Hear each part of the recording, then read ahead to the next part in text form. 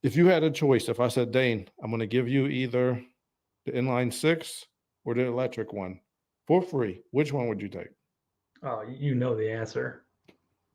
I'm going electric. No, I'm not going What? electric. You ain't No, going electric. we're going with the twin turbo inline six, and hopefully they come out with a manual transmission version of that thing, and that's what I would get into all day. I got 1, 2, 3, 4, 5, 6, 7, 8 wrenches in my top drawer. Hey, what's up, guys? This is MJ100K, and today we're going to talk about the new Dodge Charger. They just released the info about the new powertrains, and we are going to talk all about it with my good friend Dane. What's up, Dane? Not much, bud. Good seeing you. Good to see you too, man. All right, let's get into this. All right, so here we go. This is an article from The Drive. I'll put the link in the description if you want to read the whole thing. But let's check this out. The next gen Charger is finally here, and it leaves the Hemi V8 behind for batteries and boost. Oh, man. I'll tell you what, I have opinions. You got opinions? All right. All right, let's see what they say real quick. The Dodge Charger is a car that got it right for years. That's why Dodge barely tweaked the blueprint after bringing it back in 2006, leaving it on the same old LX-based platform for each refresh and engine update. But for now, for 2024, it's finally new in pretty much every way. It's standard twin-turbo inline-six, and yup, the electric Dodge Daytona models that produce up to 670 horsepower. All right, well, look at this thing. How you like it? How you like how it looks? Initial impressions? Yeah. I like it. I think You it's like it? as far as modern Chargers go, it's the best looking one yet, in my opinion. Yeah, you like the hood? I like the hood a lot. I mean, obviously they've done a lot for added cooling. I'm sure that's needed with the twin turbo motor. But then something that I noticed right away is like the minimal of the extra like little badges and trim pieces that sometimes are like chrome or they're kind of look out of place. This is just like smooth, sleek. You know, the trim is black. Everything else is color matched. Like the bumpers are color matched. Yeah, I like the super thin grill that they kind of got going on that kind of blends into the headlights. The styling on this car is really nice. Yeah, I like it. I gotta reserve my opinion until I see it in person. I know I saw the Charger Banshee in person at the auto show in Detroit, and that looked amazing. What was the These Banshee? look a little different, but I'm still liking it so far. Yeah. So let's see. The plug-in, they got a plug-in version. So the plug-in comes with, let's see, they call the plug-in the Charger Daytona. And it comes in two flavors of 496 horsepower RT, as well as a 670 horsepower Scat Pack. So they use a 100 kilowatt battery pack to send power to all four wheels via two electric motors. So looks like all of these are all-wheel drive now. Yeah. Yeah. What do you think about the naming of this electric one? What do I think about what? The naming, The naming? calling it the Daytona, and calling like the electric version, the high horsepower one, the Scat Pack. Like, I don't know. Like, I did a lot of research for my Dodge Charger, what is the best year video. And I know the Daytona was like a really special NASCAR version. Right. That it was super fast. Yep. So they want to name it that, I guess, for the nostalgia of it. It doesn't bother me that they name it that, but I think some Dodge purist might not like that name. Yeah, it bothers me. Leave that shit where it belongs. Leave it in the 70s. There was one Daytona. I mean, sure, if you want to make a modern Daytona, sure, but this isn't anything close. It's just a trim package, basically. Or well, a drivetrain package. And then the Scat Pack, nothing about this is anywhere resembles close to what the Scat Pack was. Kind of like I had the same beef with the Ford Lightning too. Like the Ford Lightning pickup is a cool pickup in the 90s. And then they made this electric one and call it the Lightning. I'm like, no, there already was a Lightning. Don't try and make some new thing the new name, the old name. Yeah, it doesn't work for me. Yeah, yeah, I hear you. People were upset for the new Mitsubishi Eclipse Oh, Cross. hmm, People were like, "This is nothing like a Mitsubishi Eclipse." yeah, we So want the old one back. yeah, they don't like it when you. I understand that. Like, I feel like they sometimes they want to use the name just to get recognition, but the people who really recognize the name, they aren't going to fall for it. So Hmm. if it's not close to original, like you might as well just give it a new name. You're right. Yeah, call something else. Yeah. Anything else, right? Call it the new e-charger because that's basically what it is. It's an electronic charger now instead of a Daytona. That's how I feel about the electric Mustang. Yeah, don't. Why is it the Mach E? What the hell? It doesn't look like a Mustang at all. Like No. it looks like a hungry hippo. Every Right. time I It's like see it, I every don't like it. yeah, it's like But every other yeah, I boring understand car. why they call it the Mustang, but for business reasons. But it don't look like a Mustang to me. Like at least the electric Charger, Yeah. to me, at least it looks like a Charger. Yeah, it does. It looks the same as the normal car, but the Daytona was like big wing, long Yeah. nose. It just, yeah, that just bothers me. So let's look at this hurricane. The Yeah, hurricane's coming for you. I All like right. this. The gas powered Chargers are different. And still yet gone is the Hemi, and in its place is the 6-liter Hurricane twin turbo inline six. It comes in two states of tune: 420 horsepower standard output and 550 high output, with power traveling through a ZF 8-speed transmission. Yeah, and looks like these Challengers are all-wheel drive as well, meaning there are no rear-wheel drive models left. All Hmm. right, so everything's all-wheel drive now, Dane. What do you think of that? I'm a fan. I'm sure I haven't, like I said, dug into what the drive line really is on this. I hope they're still rear wheel biased, so you still get a lot of oversteer. That's what makes these cars, fun and dynamic to drive. But that all-wheel drive is just going to give you that much more control. Um, yeah, so I'm on board as long as it's still rear biased and you can still basically have, let's call it drift mode, where you can slide around. Yeah, yeah, I think they do have different types of mode for this. I know one thing, guys who like import cars, like I like imports, but I also like American muscle cars and stuff. Hmm. The import guys will say, "Oh, American muscle cars, oh, they don't handle well. They're just big sleds." But Hmm. I think that with this having all-wheel drive, it might get rid of some of those criticisms. Yeah, a little bit. The biggest thing that hurts the American cars is the weight. They're so much heavier than like their European and Japanese, yeah, competitors, and that it's really hard to make up the difference there. But yeah, and the Charger's always is like the heaviest of that group. Let's call like that group the like Charger, the Mustang, the Camaro. I think your M4 probably fits into there. Yeah, I think the Charger is the heaviest, and it hurts it. The Camaro is really fast, especially when you got like your ZL1 trim car. Mhm. I'm sure this new Charger, with considering it's all new chassis, it's probably going to be dialed in way better than the old one. And the old one was good; it was robust, but it wasn't known for going fast around a track. Yeah. All Hmm. right. So here's what you were talking about here. Hmm. They each offer line lock, a drive mode created to remove torque from the front axle and spin the rear wheels to clean and warm up the tires before a launch event. Burnouts are Hmm. still possible, but the Charger is all-wheel drive the rest of the time. There you go. Don't As long as you're not killing my burnouts, I'm a happy guy. Yeah, as long as we got some burnouts. All-wheel drive is good, especially from a dig. I mean, yeah, anybody that's been on an all-wheel drive that can actually launch hard, it's a good time. Yeah, yeah. Yeah. All right. So they say there's going to be no SRT models at launch, either gas or electric.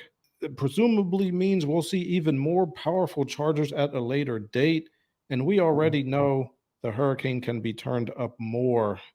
Yeah, so no super high horsepower versions right at the beginning, Hmm. which I don't know. I mean, it is what it is, but I guess they gotta get some anticipation going.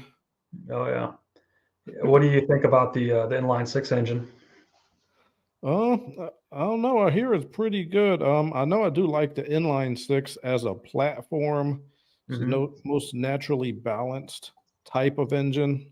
Yep. I know inline sixes have been great in the past for Japanese cars, like the Nissan Skyline or Nissan GTR had an inline six twin turbo, Yep. and that's people love that engine. The RB and the Supra has an inline six or had an inline six, It's and yeah, it still people does. love Yeah. that engine. So hey, maybe it's time for us to learn about the wonders of the inline six turbocharged engine.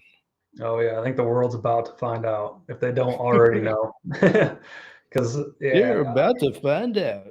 right. Yeah, I'm sure there's a bunch of V8 guys that are, V8 forever, no matter what. And I'm with you. I'm a V8 first guy if I got the choice. But if I can't have my V8, inline six is for sure the next thing I'm going to. Yeah, Anybody like yeah. I mean, inline sixes are they could be pretty nasty, and if you could boost them up super high, if they're strong on the inside, man, you can make some huge horsepower with those. Yeah, I think we're going to see that motor turn big numbers. I'm going to guess too that it's going to also be in the TRX since all V8s are going away from the Mopar brand. I think that TRX Ram is going to have one of these in it soon too, probably making at least 700 horse or more, considering that's what the V8's doing. Yeah, yeah. How you like the interior? Decent. I'm a minimalist kind of guy when it comes to interior, so I like how like the seats and center console is kind of plain, but the screens, I don't like the screens. I want real buttons. You don't like screens? No, I don't need They it, got man. some buttons. I know I don't know. They get kind of bright. They I don't know. I want to feel a real button click and pop and push when you touch it. I don't like bumping on the screens, and I see a bunch of buttons on the steering wheel. It's probably too many for me too, but All whatever. right, so it looks like this has ambient lighting and Yep. 64 color and intensity adjustments. Ooh, Oh. it's gonna be like a disco in there, Dane. Yeah, we'll do party tricks. All right. Let's see. There was something I wanted to mention. All right, let's look at some comments. Oh yeah, I'm sure there's good stuff in here. This guy says, I don't hate it, but it's going to take a long time to get used to the lack of a V8. I'm not stoked that all-wheel drive is the only option, though. Oh, Hey, guess what, bud? You're missing out on a lot of really cool stuff that's about to come. I'm with you on the V8. I'm with you on the rear-wheel drive, but this guy obviously has not driven an inline six car that's all-wheel drive or an all-wheel drive car separate from an inline six car. Yeah, this combination is not a bad combination. yeah, yeah. I think it's a good platform. Mm-hmm. I think there's going to be some lots of fun ahead. Yeah. One question I had, why no like V6 like a low horsepower version? Well, for the obvious, V6s are terrible. What? They don't sound good. They have more vibration. It's too I more know, but look, complicated. they're just from a sales perspective, from a business perspective, there's going to be no low cost version of this car. Yeah, like no four banger. Yeah, like I I'm don't okay know. I with think that. they're missing out on sales, and not everybody wants to go super fast, like a Fast and Furious race car. Some people Mhm. they just want the look of the car and just have a moderately fast engine. Maybe it's a way to reduce costs out the gate by only offering one engine versus offering three. Yeah, Um, yeah. they're going to I don't have know. multiple I still, power. I still think they're going to have one. Like, I think maybe they're just not talking about it right now. Maybe they'll do like a naturally aspirated inline six or something. Yeah, I Uh, mean, even for like, they sell a lot of those cars to municipalities, like cops and government cars. They mhm. got to have something that starts at a lower cost. Like a lot of Yeah. cop cars are even that Pentastar V6. I like that Pentastar V6. I'm surprised the cop cars. I thought they all had the V8 in them.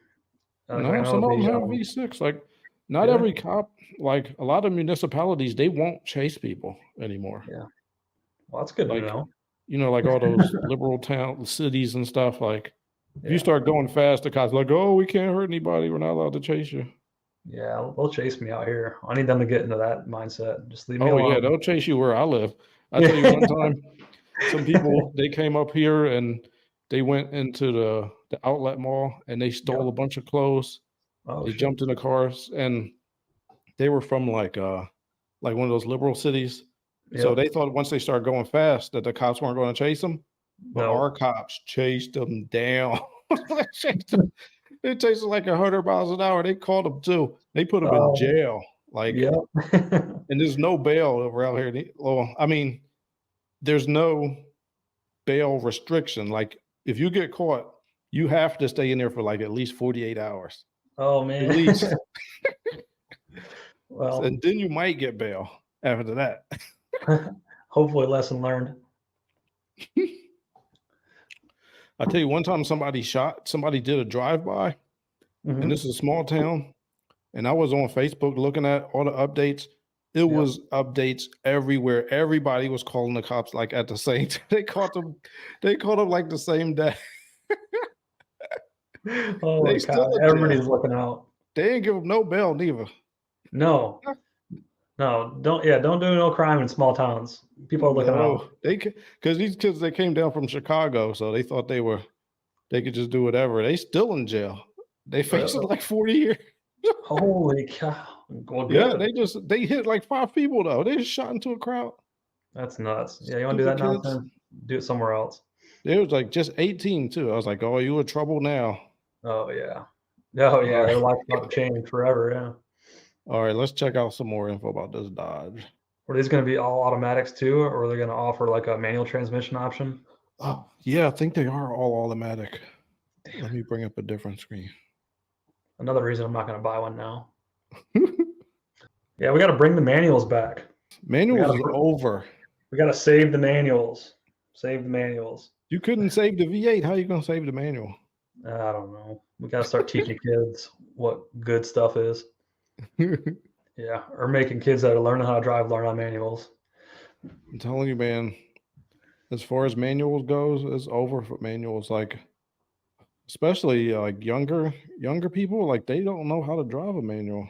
They don't, but like manual cars resell higher when they're used because that's what enthusiasts want. Enthusiasts can't usually afford the brand new car a lot of times because they want to take it to the track or do whatever, and so they're going to buy it when it's cheaper. But yeah, you take like a automatic car, same everything else, versus a manual car, same everything. The manual cars almost always sell higher when they're used.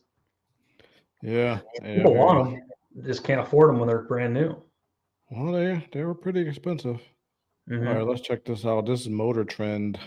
We already know a lot about the Hurricane engines found in the 2025 Dodge Ram pickup truck and 2024 Jeep Grand Wagoneer SUV. So let's look at the motors and batteries. So the Dodge RT and Scat Pack features two 335 permanent magnet electric motors in the front and rear with 314 pound-feet of torque. The lowest power-based RT starts at 455 horsepower, and the Scat Pack starts at 590. Let's see, you could unlock full power for 670 horsepower for a Stage 2 Daytona Scat Pack. All right, so it looks like the dealer is going to sell upgrades to where you can upgrade the horsepower through some software updates. What do you think about that, Dane? Do you think that is fair to charge you to upgrade your own vehicle? I don't like this. just give it to me, right? Like obviously it's already there, but no, you got to pay us a little bit extra if you want that little extra horsepower. It's crazy that's already built in. With the electric stuff, they're probably not adding any new material. It's just okay. Now you can go 670 horsepower. Yeah, I don't like it. Yeah, a lot of OEMs are looking at that as a new revenue stream. You can see that it's hard being an automotive manufacturer because you got to you do all this research, you do all this advertisement, and then you get to make the car and sell it once. So it's like one transaction. Hmm. So they want to have more streams of income. So they want to have like you could do upgrades, you could upgrade the horsepower, you have different types of track modes, and there's probably going to be different sounds because this electric car has a whole sound simulation device that we're going to talk about in 1 second. Mm. So yeah, I mean, and even some of them, I know Nissan, they're starting to sell aftermarket parts for like engines that have been out for years. They're not blind to the fact, all these major manufacturers, that the aftermarket is huge. I mean, there's billions of dollars every year in the aftermarket that are for parts getting bought, and so they want a piece of the pie. Yeah. Makes sense. Their shareholders want a piece of the pie. So Yeah, that's and I mean, it makes sense. I mean, they all have really, really good engineers that work there. They have the best equipment, they have the best Mhm. dynos, they have the ability to fabricate parts and try new things all the time. They have test tracks to test things on.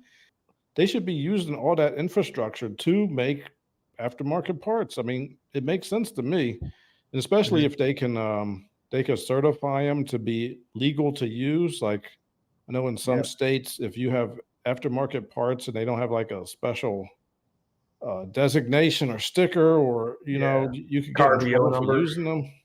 Seems like a no-brainer. I think the big deal was probably going to be how much they cost. Yeah, and so they'll have to be competitive in that remark, and that's kind of where the aftermarket always comes into play. Is they figure out how to make it cheaper, faster, what have you. And then guys are always going to still want stuff customized, so it won't go away. But yeah, the manufacturer definitely wants a piece of that pie. Okay, yeah. So here we go. This is what you were talking about. They have a drag and a track mode. Mm-hmm. So let's see. For the battery conditioning for drag and track modes, show us that Dodge did its homework. In drag mode, the battery is heated quickly, maintaining higher temperatures during downtime for consistent performance on the strip. All right, so it looks like they got to keep these batteries either warm or cool them off quickly so that they can perform optimally on the track. Mm-hmm. Interesting. Yeah, yeah. Cold batteries don't like to give up their energy. Um, Yeah. so, and that's kind of where I'm sure these people that live in cold climates have had it, be 0 degrees and your car turns over really slow. It's not because your battery's a complete piece of garbage. A lot of that's because when it's cold, batteries don't like to give up that energy they're storing. When they're hot, they can give it up a lot easier. Yeah. Yeah. They found that out in Chicago recently, this winter. They All had those all those Teslas getting frozen stuck. Teslas. Yeah, yeah, they were having trouble. So hopefully your Dodge electric vehicle will not get all frozen like those Teslas. Yeah, All right. you So got here we electric. go. This is what we're talking about, the sound of the electric car. They call this a fratzonic chambered exhaust. What the frick? What is this name from? That This is a sounds lame terrible as name. hell. Yeah, yeah, that's just super lame. I don't want to hear fake exhaust. Yeah, well, I mean, the name of it sounds weird, but I It guess is. the actual sound of it is more important. Mm-hmm. To sound and feel more like a traditional muscle car, Dodge is developing a chambered exhaust system. Speakers play a curated sound that travels through structures like a muffler. The volume will be at least as loud as the current Hellcat exhaust, with a stealth mode to turn it off. All right, the sound is based on the firing order of the Hemi V8. The exhaust note we all love from our gassers is just pushing engine air. It's just the engine pushing air, and speakers also just move air. Okay. All Yeah, right. but it's not. You know what I mean? Like there's an actual explosion happening. There's a vibration. There's things you can't replicate. It feels fake. Do you think people actually want this? I don't know. Do I know you? I did a video when they first did a demonstration of this system, this fake exhaust sound, and it did sound pretty terrible. And a lot of people noted that. So they said, okay, we're going to try to retune it so it can sound better. Yeah. Right. But do And you I think know I noted people? in my video that I thought the sound should be linked to the accelerator pedal.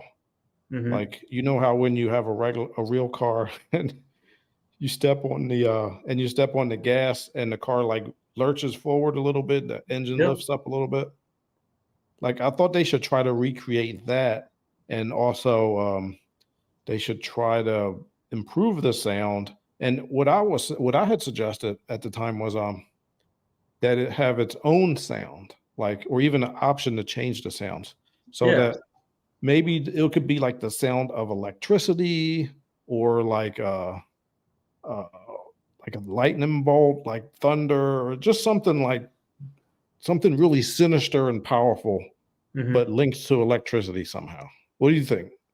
Yeah, I think, batteries and or not so many of the batteries themselves, but electric motors have a noise all their own. It's kind of that whine.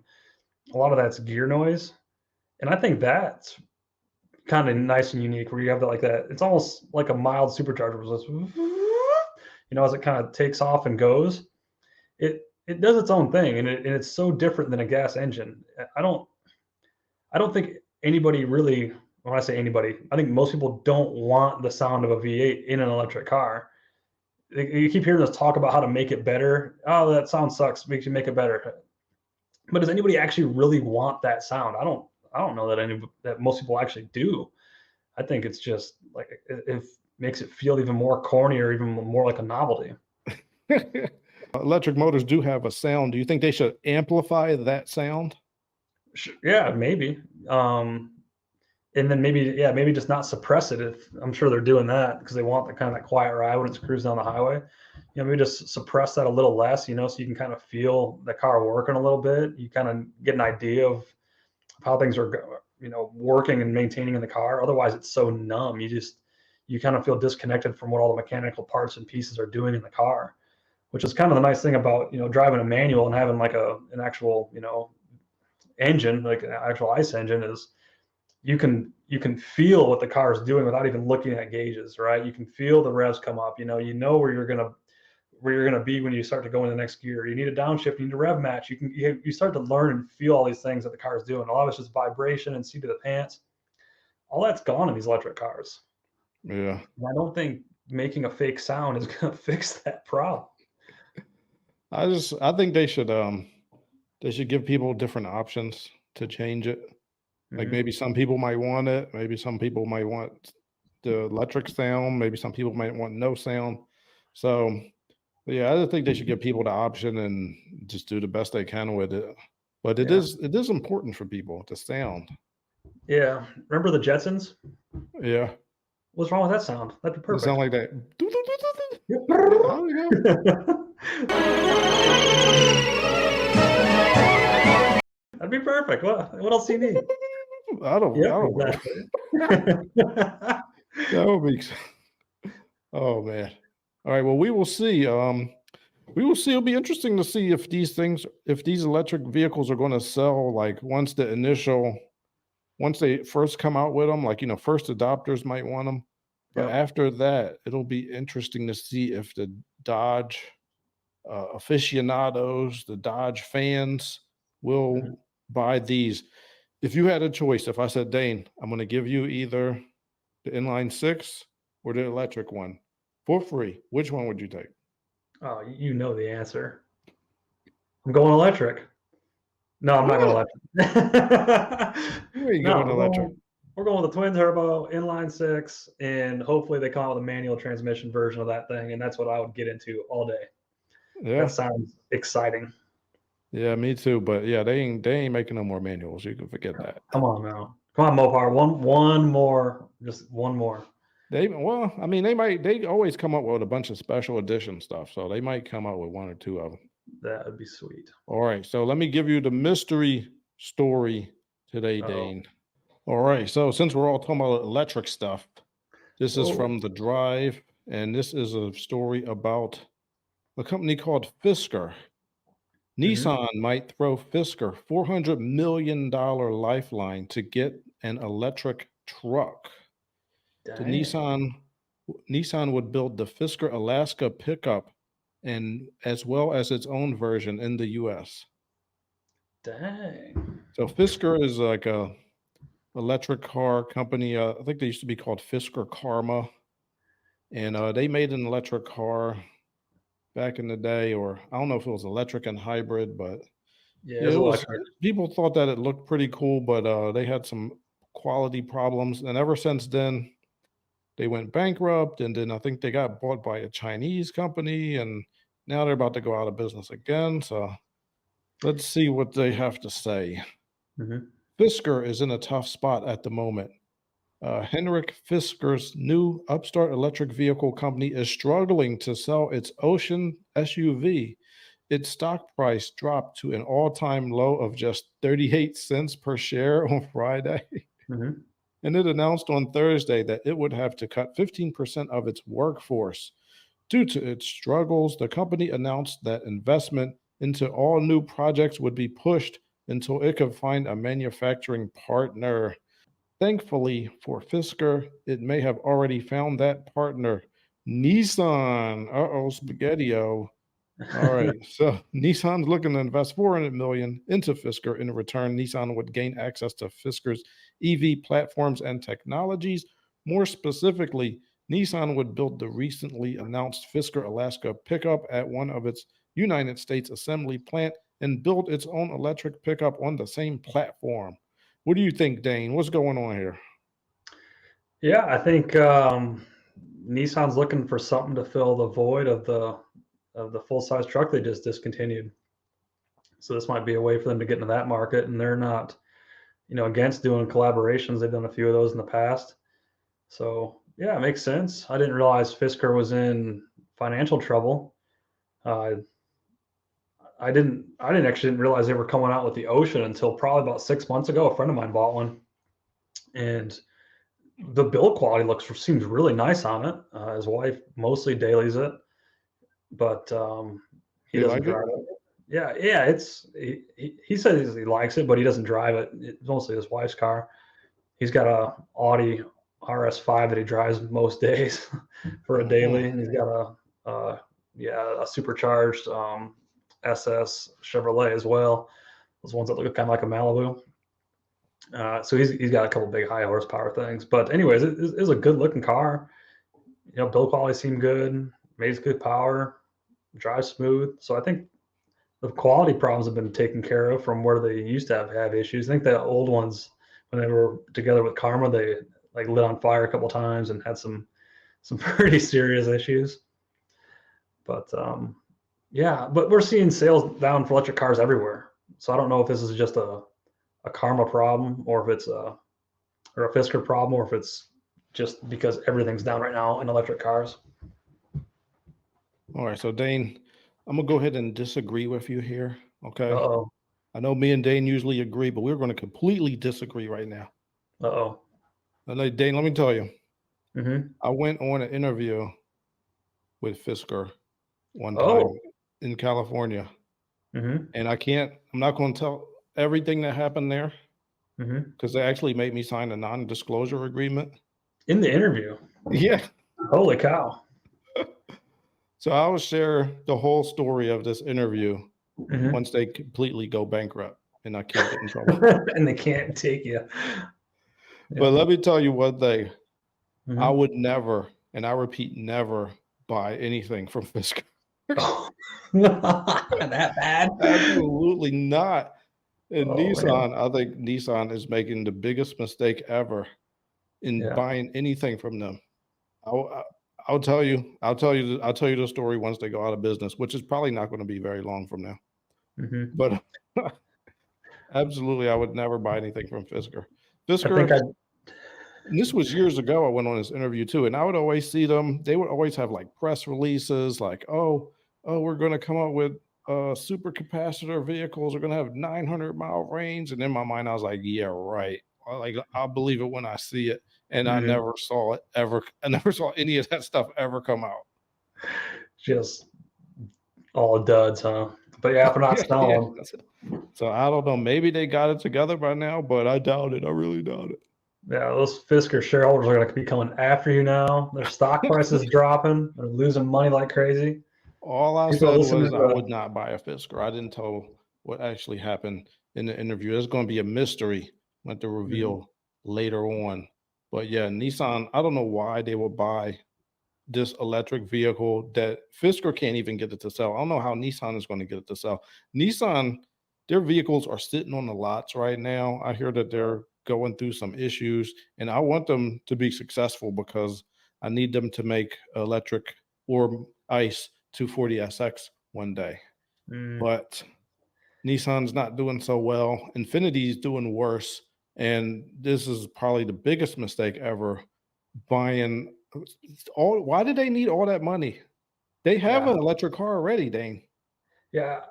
I don't know. Maybe it's just They because know of how to make development. electric cars. They made the Leaf. They were like one of the first modern Yeah, electric cars out. honestly, when I hear that $400 million number, it doesn't sound like that much money, considering it's a whole new pickup. Because it's not unreasonable for any manufacturer to put double that money into the development of a product before it even goes for sale. So I'm guessing Karma is probably, or Fisker, I keep calling Karma. Fisker's probably got this thing, like I said, mostly done. And Nissan it just has terrible marketing. They make really good cars. They're really reliable. They're just as dependable as like your Nissan or your Toyota or your Hondas for the most part. But they're a little bit cheaper build quality as far as like the interiors go. A little more plasticky and stuff, so it helps bring a little bit of cost down on your basic cars.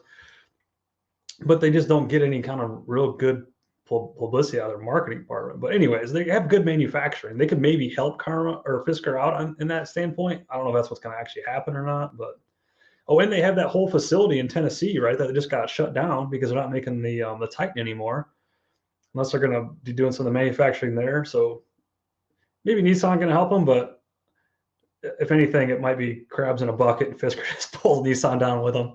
Yeah, Hopefully, that's not the case. Nissan keeps getting with companies that pull them down. Like Yeah, they got with like Renault for a while, and that pulled them down. And now they're getting with Fisker. They're going to get pulled into the oblivion. yeah. Well, I don't know who's running that company right now, but maybe he just needs to learn another lesson. Oh no, that's a lot of money. They already know how to make electric cars, but Yeah, they've had a few we will duds. see. Maybe it'll be a good electric pickup truck. Yeah. But all right. Well, Dane, thanks for coming through. Mm-hmm. We're gonna get on out of here. Tell the people about your Instagram and your fabrication adventures. Sure. Yeah. My business is Bramer Fabrication, and you can check out my Instagram at Bramer Fabrication. It's also on Facebook too. Same thing, Bramer Fabrication. Um, yeah, I do a lot of work with cars. I got 2 Chevy truck projects going on right now. I got 97 OBS Chevy truck that's 4-wheel drive. Put an LS2 in it with an LS3 heads. Rebuilt rear diff, 4 LED trans. Did all-wheel drive conversion. Working on buttoning that one up now. The other truck's a 78 C10. It's it's a full chassis build. I've got a lot of tube reinforcements. Did cage in this truck. It's going to have twin turbo LC9 5.3 that I built. It's got 6-speed manual trans. Built 12-point, and the rear axle. It's getting painted right now. I've got pictures of all that stuff up on my Instagram and whatnot. And sometimes I do a little. Don't you have a fabrication? Do you have like a 5-axis? I know I got a CNC plasma table, so I do some CNC plasma cutting as well. Okay. And then the other stuff I do a fair amount of is like custom interior hand railings and exterior hand railings for homes. So that's kind of the other thing I do. So I kind of bounce between the cars and then doing the stuff for homes. And then there's some general repair stuff too, and also some general fabrication. I've got a guy that wants me to build a couple of rocket stoves. So I'll be doing those probably coming up here as well. So yeah, if you like cars and metal work and just seeing some of the stuff that I do, or if you got anything you need me to build for you, hit me up. All right, sweet. Dayton, I bet it's going to be people that hit you up with the new Charger, and they're going to want you to put the old school V8 in the new Charger. Will you be able to do that, Dane? Bring it to me. Yeah, we'll start cutting that sucker right up. Yeah. Hey, you guys, Dane said if I get rich, that he would, if I buy a Nissan 240SX, which is the Sylvia, the Japanese version, Yep. That's right-hand drive. He said he could turn it to left-hand drive. Oh yeah, we're gonna do that once you make it big, bud. All right, everybody. All right, hit up Dane's Instagram. I would like to thank everyone for coming through. If you got any questions or comments, please put them in the comments, and I will see you later. Thanks for tuning in, and have a good one. Yep. See you guys.